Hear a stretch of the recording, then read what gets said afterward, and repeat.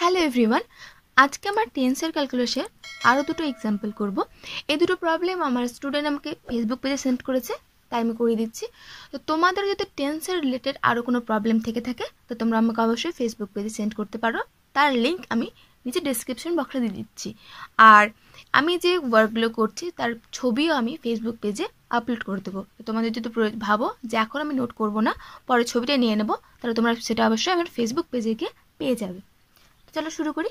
First এটা বলেছে prove that del A p del e q is not a tensor even though A p is a covariant tensor of rank 1।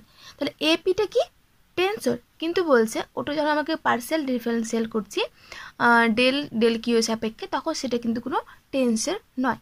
ঠিক আছে, তো first এটা আগে করে নিই। এটা 1 নম্বর সলিউশন। তো যেহেতু এপিটা কি আমাদের কোভেরিয়েন্ট টেন্সর, তাহলে আমরা এখানে কি করতে পারবো, একটা ট্রান্সফরমেশন ল অ্যাপ্লাই করতে পারবো। তাহলে since A p is a covariant tensor of rank 1, তাহলে সো বাই ট্রান্সফরমেশন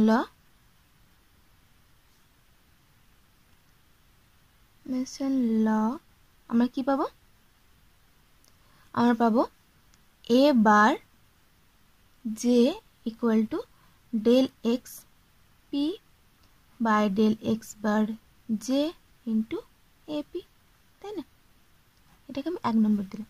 এটা তোমরা জানো সিম্পলি, এখানে ওপরে বার সরি এখানে বারের নিচে জে, তাহলে এখানে আমরা বারটাকে নিচে জে নেবো, আর এখানে পি এখানে পি, এটা তোমরা জানো।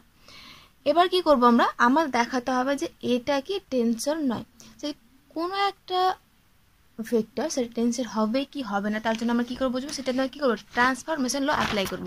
তার মানে কি এটা ট্রান্সফরমেশন ল এরকম টাইপের হবে, দেখো ডেল এক্স বার জে, নিচে বার নিয়ে নেবো, তাহলে ডেল এক্স বার কে, তাই না? এই টাইপের একটা আমরা কি পাবো, ফাংশন পাবো। এটা ইকুয়াল টু সামথিং হবে যেটা ট্রান্সফরমেশন ল অ্যাপ্লাই করলে হয়। তেমন এরকম টাইপের ধরে নাও যে del x P by del x bar j আর del x q by del x bar k into del A P by del x q, এখানে কিউ এখানে পি। ঠিক আছে, তাহলে এখানে আই যে কে সাপেক্ষে করছি তখন আমরা কি বলছি, একটা টেন্সর পেয়ে যাচ্ছি। তাহলে এই টাইপের কিছু একটা ফর্ম আমরা পেতে পারি যদি এটা কি হয়, টেন্সর হয়। তো তবে দেখি তার জন্য কি করব, আমরা এখানে দেখো ডেল এবার যে পেয়ে গেছি, তাহলে এবার যেটাকে কি করবো আমরা ডেল কে সাপেক্ষে, এখন আমরা ডেল এক্স বার কে সাপেক্ষে পার্সিয়াল ডিফারেন্সিয়াল করে দেবো। ঠিক আছে, তাহলে ডিফারেন্সিয়েটিং 1 with respect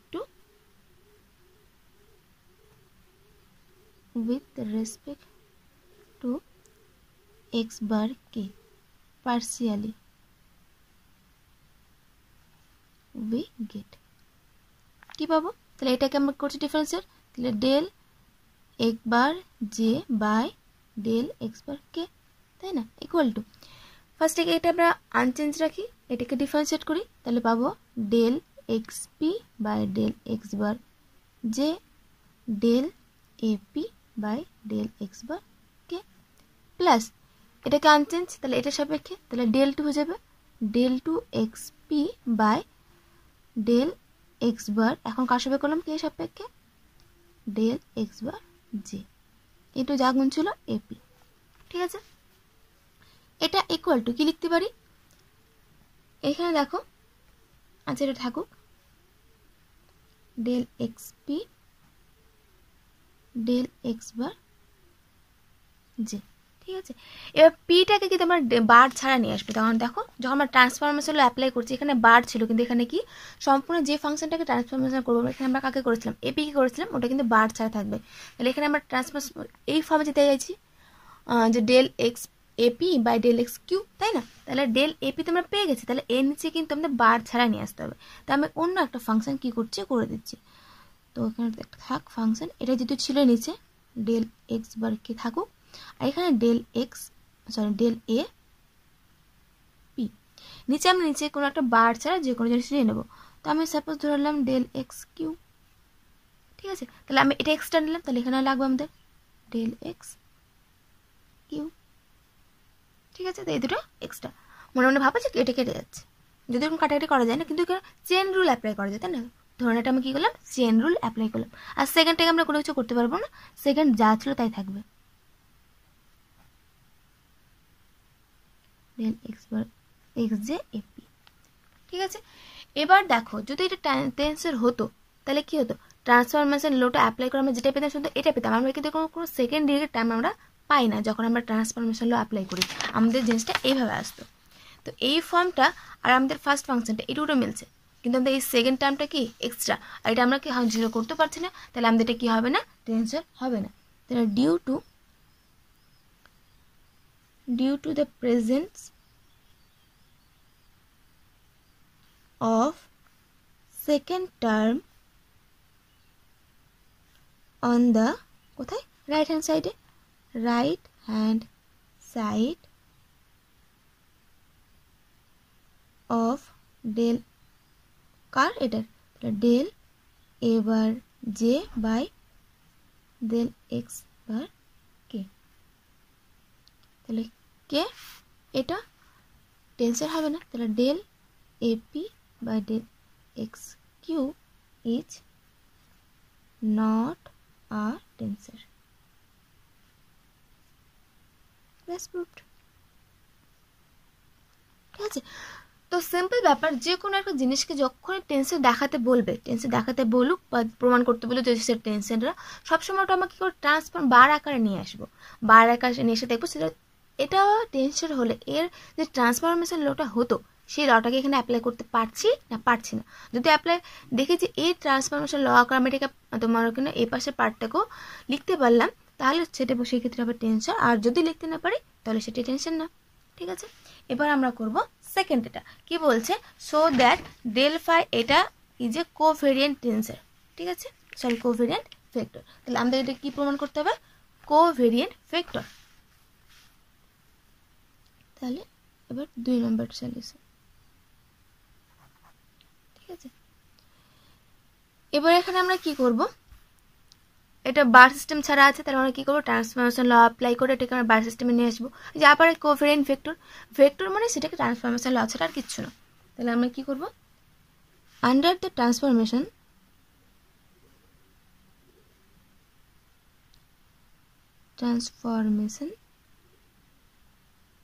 কোনো একটা কোঅর্ডিনেট যদি বার সিস্টেম ছাড়া এভাবে থাকে, তাই সেটাকে আমরা বার সিস্টেমে লিখতে পারি এভাবে, তাই না, del x i of x bar 1 x bar 2 dot dot dot x bar i. ঠিক আছে, তাহলে আমরা কি করতে পারি, ট্রান্সফরমেশন ল অ্যাপ্লাই করে কোনো একটা বার সিস্টেম ছাড়াকে আমরা ওটাকে কি করতে পারি, একটা বার সিস্টেমের রিপ্রেজেন্ট আকারে লিখতে পারি। ঠিক আছে, এবার একটা ফাংশন দেওয়া আছে ফাই, যেটা কি বার সিস্টেম ছাড়া মানে x1 x2 এটার ফাংশন। তাহলে এখানে ফাইটা কি, phi is a function of কার এই সিস্টেমে, তাই না, তাহলে অ্যান্ড হেন্স, তাহলে এটা আমরা কি করবো এখন বার সিস্টেম ছাড়াতে নিয়ে যাব, for x bar j we get, আমরা কি পাবো, phi of x1, x2, dot dot up to x i, এটাকে আমরা কি করতে পারবো, বার সিস্টেম ছাড়াটাকে আমরা কি বারের রিপ্রেজেন্ট আকারে লিখতে পারি, তাহলে এখানে আমরা করতে পারবো বার দিয়ে, তাহলে এটা 1 x bar 2 and dot dot up to x bar i. ঠিক আছে, তাহলে এবার দেখো এবার কোনো একটা ফাংশন যদি কি হয়েছে এইভাবে হয়, আমরা আগে করেছিলাম যে ফাই ইকুয়াল টু ফাই বার, তাহলে এটা কি হয়ে যায় আমাদের ইনভেরিয়েন্ট, এটা আমি আগেও করিয়েছিলাম, তাই না, এটা হচ্ছে কি ইনভেরিয়েন্ট। তাহলে এখানে দেখো ফাইটা বার সিস্টেম ছাড়া এবং বার সিস্টেমে কি সেম হচ্ছে, তাহলে এটা কি আমাদের ফাইটা একটা ইনভেরিয়েন্ট ফাংশন, বা যেটাকে আমরা স্কেলারও ভেক্টর বলি, স্কেলার বলতে পারি, তাহলে that is phi is a scalar or invariant tensor of rank 0। ঠিক আছে, ইনফিনিট কি টেন্সর যে র্যাঙ্কটা কত হয়ে যায় 0 হয়ে যায়। এবার আমাদের কি করতে হবে, এটাকে আমাদের পার্সিয়াল ডিফারেন্সিয়াল করতে হবে। এটা অনেকটা আগেরটার মতন।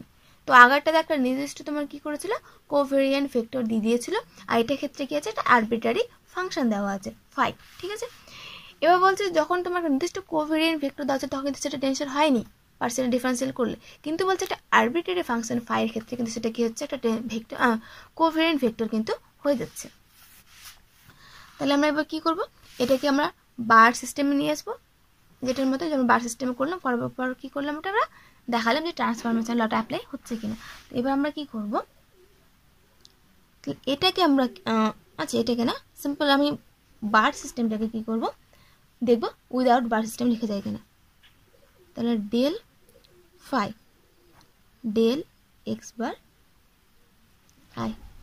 ঠিক আছে, তাহলে আমরা কি করবো, এবার ফাইটাকে আই বারের সাপেক্ষে পার্সিয়াল ডিফারেন্সিয়াল করছি। তাহলে আমরা এখানে প্রথমে চেন রুল অ্যাপ্লাই করি।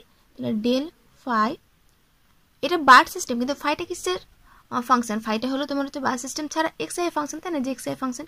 তো এটাকে আমরা ফার্স্টে কী করবো, আমরা এক্স আই এর সাপেক্ষে করবো, তারপর আবার এক্স আইটাকে কী করে দেবো, এক্স বারের সাপেক্ষে করে দেবো। ঠিক আছে, এটা করতে পারি। এটা মানে কি, এটাকে আমরা ভেঙে লিখতে পারি এভাবে, ডেল ফাই ডেল এক্স ওয়ানের সাপেক্ষে করলাম প্রথমে, কারণ এখানে ফাইটা কি 1 2 dot dot to i of the function, তাই না। তাহলে এখানে ফার্স্টে আই ওয়ানের সাপেক্ষে, তাহলে এখানে 1 হবে, এটা আই থাকবে কারণ এটা আই সাপেক্ষে করছি, প্লাস ফাইটাকে আমরা কি করতে পারি, আবার এক্স টু এর সাপেক্ষে করতে পারি, plus and dot dot dot plus. আচ্ছা এক কাজ করি, সব জায়গায় আই আর ঝামেলা হয়েছে তাই না, তাহলে আমি এখানে ফাইটাকে না এন সংখ্যক নিয়ে নিচ্ছি। ঠিক আছে, তাহলে একটু কনফিউজ কম হবে। তাহলে ফাইটাকে আমি এন সংখ্যক নিয়েছি, তাহলে এখান থেকে আমি ফাইটাকে কত অব্দি করবো, এন সংখ্যক অব্দি করবো। তাহলে phi del n del x n, এখানেও ডেল এক্স এন ডেল বার।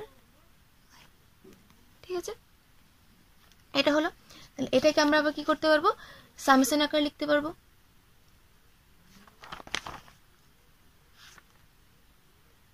অ্যাকচুয়ালি আমার লেখাটা ভুল হলো, এটা আমার এখানে হতো না।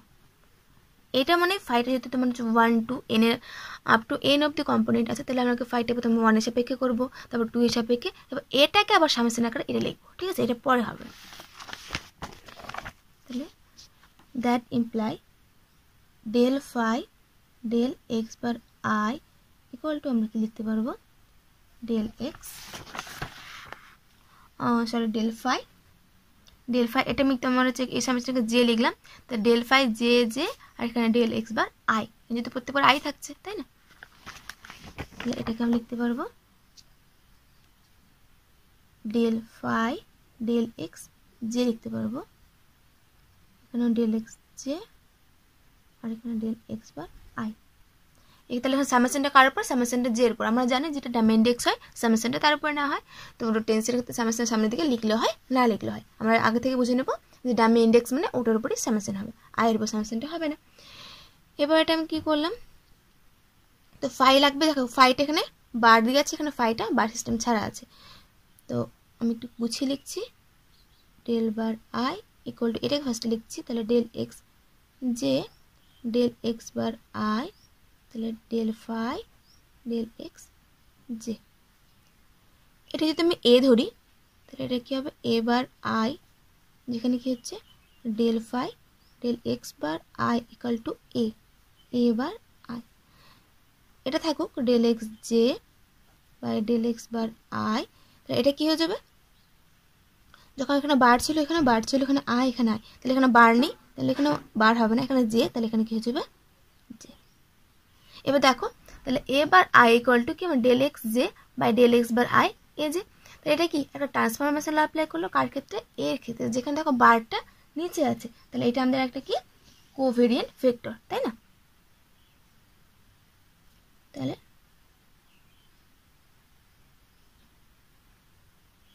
this shows that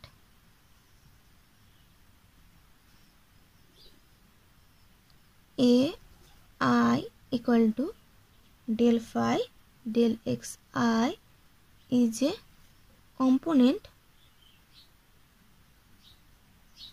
of কি covariant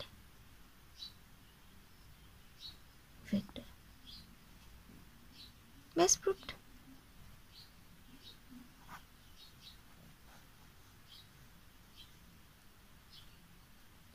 তো আশা করছি তোমরা বুঝতে পেরেছো। আজকের মতো এই পর্যন্তই। এতক্ষণ সঙ্গে থাকার জন্য ধন্যবাদ।